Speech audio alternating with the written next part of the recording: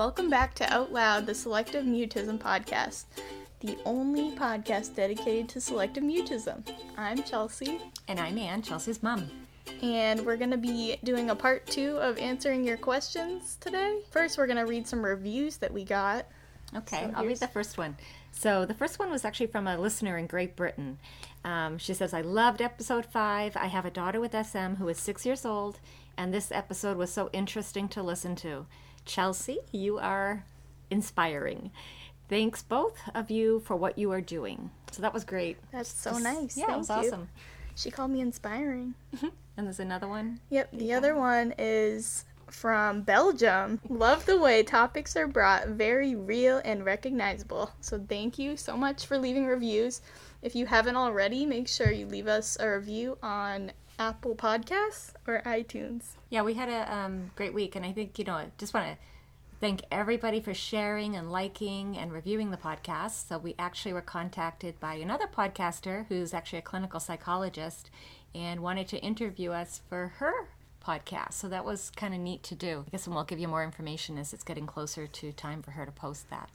So that was cool. Yeah, we're excited for that. So let's look at our first question.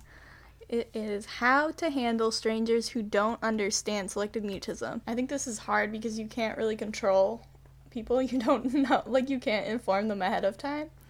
So I would say you should come up with a response that you're comfortable with saying and maybe even practice it so you are ready to give an explanation. You could even make out cards that give a little one-liner about what selective mutism is, and you could just hand it over, and it helps spread awareness as well. Yeah, I know when you were little and we'd just out shopping or getting groceries and people would approach you, you would cover your face. People would say, oh, she's shy. I think in the beginning I didn't know the difference either. We just kind of, oh yeah, she's shy, whatever, and moved on. But I think you're right. Having a pre-rehearsed, just a quick, you don't have to go into detail, just a quick, some sort of explanation. Say maybe she's working on it. Yeah, I wouldn't use a label like she's shy or she has selective mutism or... I'd say you give them a chance you give your child a chance to respond because you're working on that. And then if it's not going to happen, I would just say that it's something you're working on and you don't really owe them anything else. I don't think you need to go into detail about anything. Right, and I wouldn't use a label. Don't say he's shy or he has selective mutism or... Right, because you're saying it right in front of your child, so you don't want to be labeling that. But somehow as a mom, I know that feeling because you feel obligated to say something. But my big thing would be not to use a label. Because the child's there and they're hearing you and then they're identified with that. Yeah. So the next question we received is, was therapy helpful? What do you think for you? I think it was, yeah. I mean, it led to getting medication, of course, and it led to, creating goals and meeting them and doing sticker charts.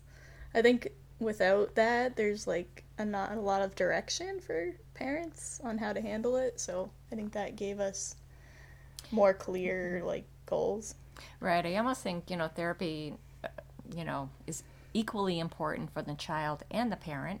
I mean, she would start off with both of us in the room together, just sort of,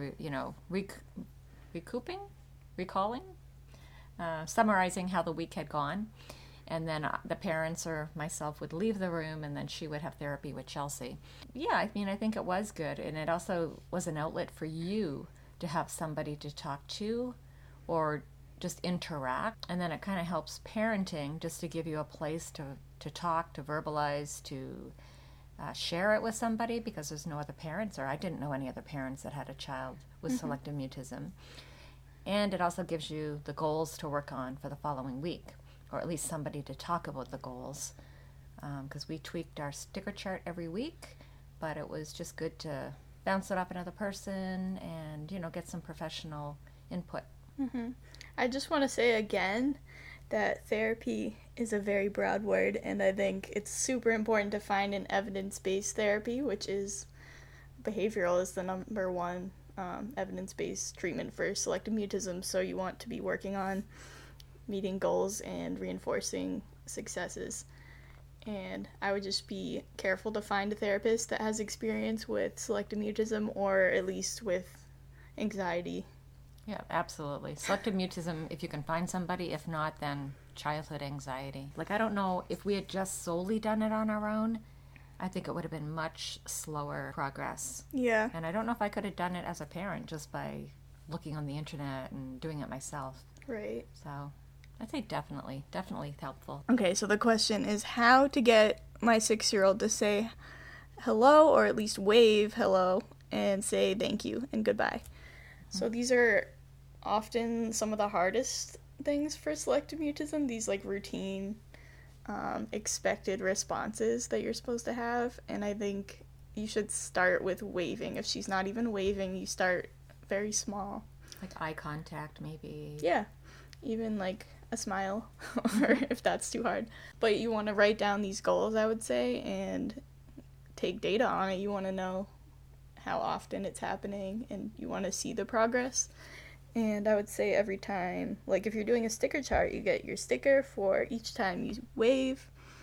A certain amount of stickers, they get some kind of prize. Yeah, I mean, I remember, well, Chelsea, we dropped her off, and it was like they had a pickup line. So the teacher opened the car door, the child got out. So for Chelsea, I remember having that on your sticker chart to say good morning back, because the teacher would always say, good morning, Chelsea, and there was silence, and you just hop out and go. We did have it on a sticker chart, and I think, you need to break it down because you're not just going to jump right to the verbal. So I think we started with even eye contact. Like if you looked at the teacher in the face or you looked at her face, that was a sticker. And if you got whatever the amount was, 3 stickers that week, you got you got your stickers, and then we totaled them up at the end of the week and for a prize. But start small, so it can be something, just looking at the teacher's face. Maybe nodding your head in acknowledgement of the teacher saying hello. And you can gradually increase it. So I would say once they're meeting that goal, like every day or most of the time, you can move up to waving. Right. And once they meet that goal, you move up to the verbal stuff. You need to start it slow. So we did week by week charts. Yeah. So say you get like 3 out of 5 stickers, then that goal would be changed. So the following week we would up it. Just stick with it until that's accomplished. I guess one thing I think that's important to say is I wouldn't ask Chelsea, were you able to do this? I would just hand her the stickers and say, go put your stickers on the sticker chart, or we would do it together. But it wasn't, like I never doubted her. If she said she did it, she got the sticker. Because in her mind, if she thought she did it, that was good enough. I don't believe that. You don't agree with that? No. Well, you're hurting my behavior analyst heart. Well, you were a rule it follower. Has to be, I know, but it's not going to work that way for every kid. Well, I suppose every kid's probably different, but if I really want that prize, I'm probably going to lie. Oh, you would never lie when you were little.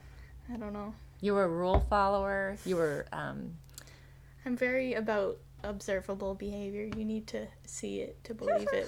Okay, well, we differ on that because I never wanted to challenge you or fight with you because I never wanted you to say, felt that you did it and I didn't catch it. So if you felt you did it in your heart, I wanted you to have the reward. Okay, let's move on. Okay. Is it typical for selective mutism kids to not show affection or be uncomfortable? I say yes. I agree. I think we've talked about this before.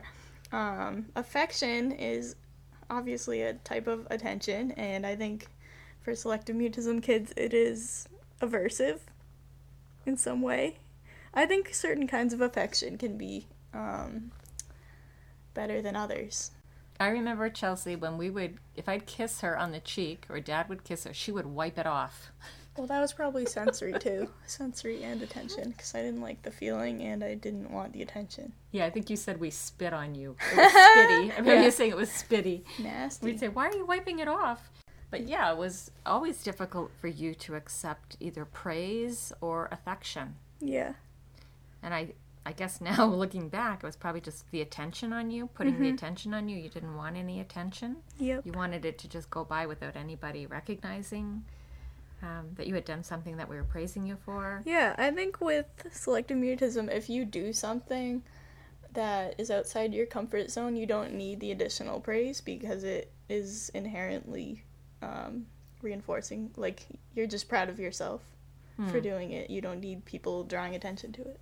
But I think for us, we kept doing it. We kept praising you anyway because we wanted like self-esteem. I just thought it was important to give positive reinforcement. So we just did it anyway, even though you felt uncomfortable with it and didn't like it. And it's not reinforcing.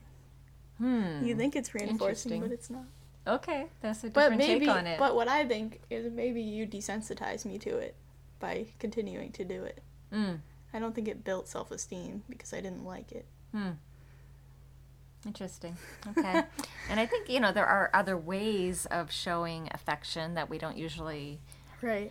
Right, rather than hugging, because you never liked hugging. You would never hug back. You allowed us to hug you. And maybe one-on-one it's different. Like if you're praising someone in front of a bunch of other people, it might be more aversive than when you're alone, like at bedtime, saying, I was really proud of you.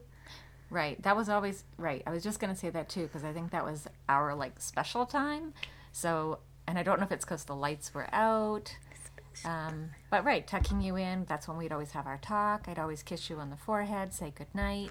And I felt like you liked it then, like you liked the attention and you liked that special time that we had together. But during the day, right, you didn't want anyone holding your hand even. No. Or I think part of that's sensory too, the sensory processing. It's funny, I actually was just reading this thing in my room that I found, and it's something that I wrote about why I'm grateful for my mom or something. And one of them was, I like when you cuddle with me and Karina, my cat. Funny. I was like, that's funny because we were just talking about how I didn't like cuddling. Yeah, it's funny. But I wrote that down. Maybe it was at that. But sometimes too, I think, maybe not hugging and all that, but just, I think we used to read together, like on the sofa, saying, just sitting near each other, like, for closeness or whatever. You have to figure out what your kid is comfortable with. And right. People like affection in different ways. Everyone does. That's true, yeah. But it's tough when your normal means are hugging, kissing, patting, and if someone doesn't like that stuff, you don't really know to be creative in other ways. Yeah. So, yeah. I think that's typical for selective mutism kids, In my experience, yeah. So our last question is, once a person becomes contaminated, is it likely that my child will never speak to them again? So this is about a child's therapist that she's been seeing for a year, and she still is not speaking to her, but it says she enjoys going to see her, so she's wondering if they should continue seeing this therapist. And I think it depends on what they're working on in therapy. It sounds like she communicates non-verbally, so I would say if she has rapport with that therapist, I would start challenging her a bit.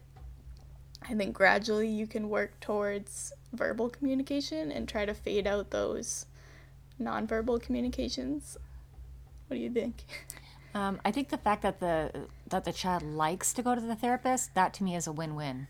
Yeah, I wouldn't even call that contaminated if she likes going. Yeah, I wouldn't worry about her. Well, I would worry about her not speaking yet, but the fact that she likes to go is a positive. So that means she likes the person, I would assume. So I just think maybe she needs to step it up, switch it up a little bit. Right, like you said, maybe fade it out. Something they're kind of at a roadblock, and I think something's got to change there, whether it's higher goals, harder goals, tweaking the therapy. It's great that she likes her in that, but it seems like they need to step it up. Mm-hmm. Yeah, I think if they're being productive in that therapy by making goals and maybe she's being successful outside of that room, I think that's still valuable. Mm-hmm. And then there's the next part to the question, or... So she's seeing a speech therapist, and she was verbal after only 3 sessions. Mm-hmm. And it sounds like this therapist had experience with selective mutism, so it just goes to show if you know how to work with kids with selective mutism, you can be very successful. Yeah, and this kind of, for me, made me think if after 3 sessions she can be verbal with the speech therapist, that there's hope for her talking to the regular therapist, especially if she likes to go. Yeah. That was so key to me, that she likes to go. And she probably trusts that therapist to the point where she could challenge her and it wouldn't be a big deal. Right, as long as if she's liking her, she's going to want to please her. So I think the therapist just needs to put more pressure on. Yeah. We could address that question in another way and say, that if someone really was contaminated, like say your daughter didn't like the therapist and didn't trust them and felt like something went wrong at some point where she felt like she can't talk to her, I think it's a lot harder to break that cycle, but not to say it's impossible, but I do think it's a lot harder. Yeah, I think with you anyway, if you didn't like somebody, it was almost like forget it. I mean, years later, as you grew and saw things differently, you would maybe talk to those people. But if you didn't like someone, we just moved over that, moved on, and I just want to clarify that the reasons I didn't like someone were usually because they said something at some point that made me uncomfortable, or they called me shy. That was usually a trigger. So that's why I viewed people as contaminated. It's probably different for every kid, but if you have some kind of if they have some kind of like bad reaction to something, you're probably going to feel uncomfortable talking to them. Right, something that you viewed as a negative experience, you then didn't like them. But it was something you felt that they were being mean to you. Even though maybe they didn't mean it that way, if you felt that, then they were kind of on your list. Yeah. So I would say it's not impossible, but it's a lot harder. Yeah, but it sounds to me where she likes the therapist. Yeah, I think this is there's hope. I think it's a different situation. Yeah. Okay, so I think that's it for the questions for today. We finished up all the questions that we got. Yep. Of course, continue to send us any questions that you might have. Yeah, we could include them in like a question segment at some point. Yep, and I know a lot of times you just answer people back right away without saving it for a podcast. Yeah. So continue to send the questions. We really enjoy getting them. It's just good to have that interaction. Know that people are listening. Yeah, we love hearing from you guys. Thank you for listening to Out Loud, the Selective Mutism podcast. Make sure you subscribe so that you see our next episode.